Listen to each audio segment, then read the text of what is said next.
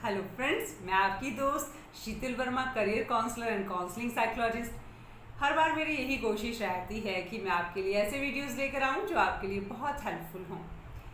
क्या आप emotional pain से जूझ रहे हैं? हर टाइम आपको दुख दर्द लगा रहता है, आपको हार्ट वाली फीलिंग आती है, सैडनेस वाली फीलिंग आती है, या फिर बहुत ज़्यादा गिल्ट फीलिंग आती है, सर में दर्द रहना, सर भारी भारी रहना। अगर आपकी भी कुछ एक ऐसी पास्ट मेमोरीज़ हैं जो आपको हमेशा तंग करती हैं, तो आपको ये समझना पड़ेगा कि आपको इन चीज़ों से निकलना है। वो कौन से ऐसे तरीके रहते हैं जिनसे आप अपनी पास्ट की मेमोरीज से अपने आप को छुड़ा सकते हैं, उस इमोशनल पेन को ख़त्म कर सकते हैं जिनसे आप जूझ रहे हैं। अगर आप भी ये जानना चाहते हैं तो अंत तक मेरे साथ इस वीडियो में बने रहेंगे। मेरे वीडियो को लाइक जरूर करें और मेरे चैनल पर अगर आप नए हैं तो मेरे चैनल को सब्सक्राइब जरूर करेंगे और अपनों के लिए इस वीडियो को शेयर जरूर करें। देखिए, पास्ट की मेमोरीज हर एक इंसान की होती हैं, पेनफुल मेमोरीज भी रहती हैं, अच्छी भी रहती हैं। लेकिन अगर आप लंबे समय तक उन्हीं पेनफुल मेमोरीज में हैं जो आपकी पास्ट की मेमोरीज हैं और बार बार उन मेमोरीज को याद करते हैं, तो आप हमेशा ही इमोशनल पेन में रहेंगे। आपको खुद से एक बार तो कहना ही पड़ेगा, बात करनी पड़ेगी कि आपको क्या करना है। कि आपको उन पास्ट की पेनफुल मेमोरीज में रहना है, स्टक होकर रहना है, या फिर मूव ऑन करना है। क्योंकि जब बार बार आप अपने पास्ट को याद करते रहेंगे, उन पेनफुल मेमोरीज को बार बार याद करते रहेंगे, तो वो चीज़ें आपको तंग करेंगी और बार बार ये कहना कि मेरे साथ ही ऐसा क्यों हुआ।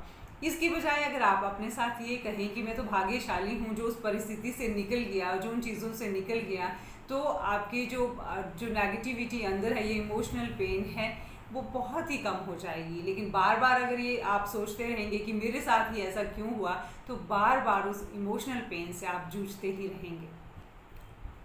देखिए, ये बात तो हम सब ने सुन रखी है कि जो चीज़ आपको तंग करती है, जो सिचुएशन तंग करती है, उससे दूरी बना लो। उस व्यक्ति से, उस सिचुएशन से फिजिकल और साइकोलॉजिकल दूरी बना लो। यानी कि जो चीज़ आपको परेशान कर रही है उसके बारे में बार बार नहीं सोचना।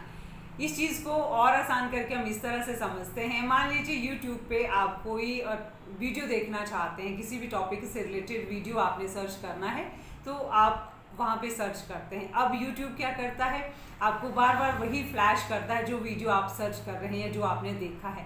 उसी तरह से हमारा माइंड भी है। जो चीज़ जो है आप बार बार याद करते हैं, वही मेमोरीज बार बार आपके सामने आती हैं। अगर किसी इंसान के बारे में आप सोचते हो जिसने आपके साथ अच्छा नहीं करा, जिसकी वजह से आप दुख में हैं, पेन में हैं, या सिचुएशन जिसमें आप दुखी हुए थे, तो माइंड जो है बार बार उसी तरह के मेमोरीज जो हैं, जो आपके नेगेटिव या जो बैड मेमोरीज हैं, वो बार बार आपके सामने लेकर आता है। इसलिए बहुत इंपॉर्टेंट है कि उन चीज़ों को आप साइड में कर दें जो आपको बहुत तंग करती हैं। उनके बारे में हमें बार बार नहीं सोचना है, नहीं तो वही होगा कि जो आप सोचेंगे बार बार वैसी ही मेमोरीज, वही चीज़ें आपके सामने आएंगी जो आपको तंग करती हैं, इमोशनल पेन देती हैं। अगर आप अपने इमोशनल पेन से छुटकारा पाना चाहते हैं तो बहुत इंपॉर्टेंट है कि अपने ऊपर फोकस करें, अपने प्रेजेंट पर फोकस करें, ना कि अपने पास्ट के बारे में ही बार बार सोचते रहें। ये बहुत अच्छा हो जाता है कि जब हम अपने प्रेजेंट के बारे में सोचते हैं, अपने ऊपर फोकस करते हैं, तो पास्ट मेमोरीज हमें ज़्यादा हर्ट नहीं करती। बहुत सारे लोग ऐसे हमने देखे हैं जो अपने आप को एक्सप्रेस नहीं करते हैं, जो अपने इमोशंस को किसी के साथ शेयर नहीं करते हैं, जिस वजह से वो बहुत इमोशनल पेन में रहते हैं। देखिए, बहुत इंपॉर्टेंट होता है अपने इमोशंस के फ्लो को बाहर आने देना। अगर आपके मन में कुछ ऐसा चला है, आप दुख में हैं, पीड़ा में हैं, जो आप किसी से कहना चाहते हैं, तो उन भावनाओं को अंदर नहीं रखना है। आप किसी ऐसे व्यक्ति से उसको शेयर कर सकते हैं जिसको आप जानते हो, जो आपके लिए अच्छा हो, जो आपका दोस्त हो, जो इंसान सही हो। क्योंकि जब अपनी भावनाओं को आप दबा कर रखते हैं, तो वो भावनाएं, वो इमोशंस जो हैं, वो नेगेटिव इमोशंस जो हैं, वो बहुत तंग करते हैं। अगर इमोशंस का फ्लो जो है नेगेटिव इमोशंस का इन्वर्ट होता है, तो वो बीमारियों को जन्म देता है। इसलिए बहुत इंपॉर्टेंट है कि अपनी भावनाओं को, अपने इमोशंस को शेयर करें, लेकिन एक सही तरीके से शेयर करना है। क्योंकि कभी कभी होता है कि आउटवर्ड फ्लो जो है, अगर बहुत गलत तरीके से उसको करा जाए तो वो भी सही नहीं होता। कि किसी को गुस्सा आ रहा है, अब किसी से लड़ाई झगड़ा करने लग जाएं या कुछ ऐसे गलत चीज़ें करने लग जाएं, तो वो सही नहीं होता। लेकिन एक राइट वे में अपने इमोशंस को जो है वो शेयर करना, एक्सप्रेस करना बहुत ही बढ़िया है। इसलिए अपने इमोशंस को कभी भी दबा कर ना रखें। अगर आप अपने इमोशनल पेन को दूर करना चाहते हैं तो बहुत इम्पॉर्टेंट है अपने ऊपर फोकस करना। सेल्फ लव, सेल्फ केयर बहुत इम्पॉर्टेंट है। अगर आप अपने ऊपर फोकस करेंगे, खुद का ध्यान रखेंगे, अपनी नीड्स का, अपनी इंटरेस्ट का, अपनी हॉबीज़ का, तो आप खुद देखेंगे कि आपकी इमोशनल पेन जो है वो बहुत ही कम हो जाएगी और धीरे धीरे वो ख़त्म हो जाएगी।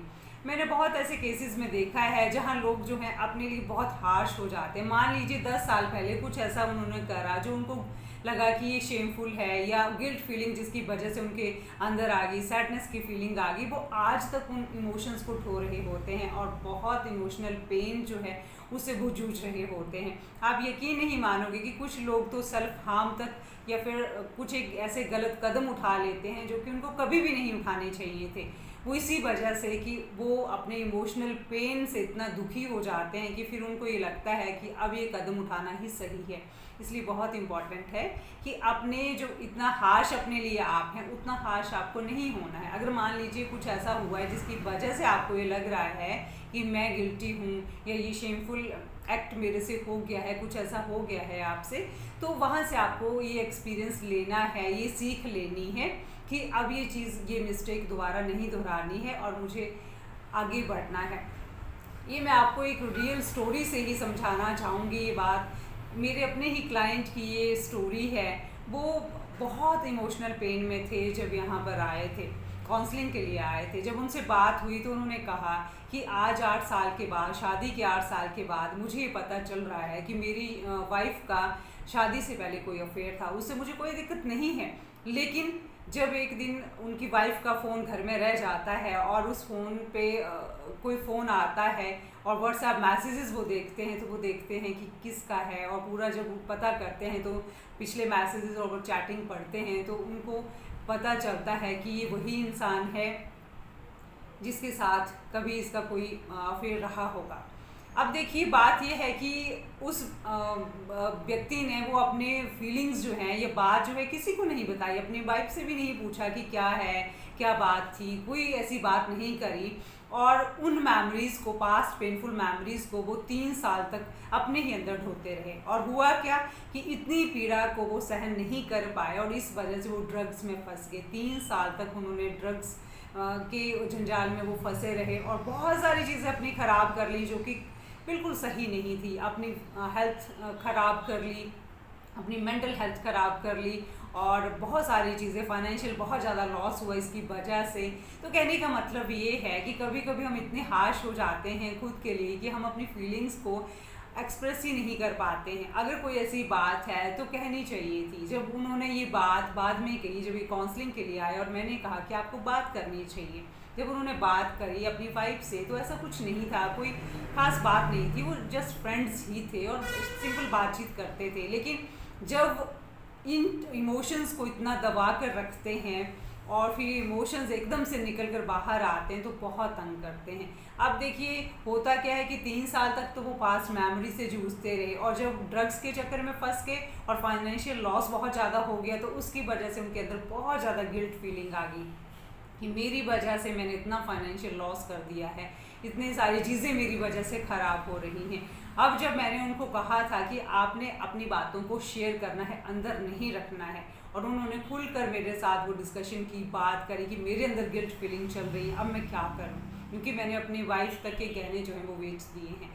फिर जब हमारी काउंसलिंग हुई, बातचीत हुई, तो मैंने उनसे यही कहा कि ये आपका पास्ट था, जो हो गया है उसको हमें पीछे छोड़ना है, लेकिन अब आपको क्या लगता है कि आप क्या आगे लाइफ में अच्छा कर सकते हैं। तो उन्होंने कहा, पहली बात तो ये कि मैं ड्रग्स को छोड़ दूंगा, और दूसरी बात ये कि जो फाइनेंशियल लॉस हुआ है मैं उसको जो है उसकी रिकवरी करूंगा, और जो गहने मैंने अपनी वाइफ के बेचे हैं मैं उनको वापस उसको ख़रीद कर लेकर आऊँगा। तो जब इस तरह से हम अपने फीलिंग्स को शेयर करते हैं तो देखिए हमारी इमोशनल पेन बहुत कम हो जाती है और कहीं ना कहीं फिर वो ख़त्म हो जाती है। इसी तरह से उनके साथ हुआ। जब उन्होंने ये बातें शेयर करी, काउंसलिंग सेशंस लिए, तो आप यकीन नहीं मानोगे कि बाद में वो सारी चीज़ें नॉर्मल हो गई। वो हस्बैंड वाइफ बहुत अच्छे जो हैं अपनी ज़िंदगी जी रहे हैं, सारी चीज़ें उनकी बहुत सही हो रही हैं, और जो भी इमोशनल पेन वो लेकर बैठे थे अब वो इमोशनल पेन उनके साथ नहीं चल रही है।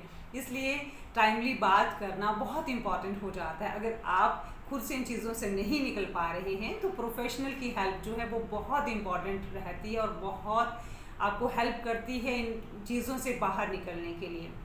देखिए मेरे बहुत सारे वीडियोस बने हुए हैं, मेंटल हेल्थ के ऊपर बने हैं, रिलेशनशिप के ऊपर मेरे बहुत सारे वीडियोस बने हुए हैं जो आपके लिए बहुत हेल्पफुल होंगे। आप उन वीडियोस को सुने, वो आपके लिए बहुत हेल्पफुल होंगे एक अच्छी मैरिड लाइफ जीने के लिए। ये वीडियो आपको कैसा लगा, अपने कमेंट्स मुझे कमेंट सेक्शन में लिखकर जरूर भेजें, और नेक्स्ट वीडियो में भी आप मेरे साथ बने रहें। आपके इस प्यार और सहयोग के लिए थैंक यू।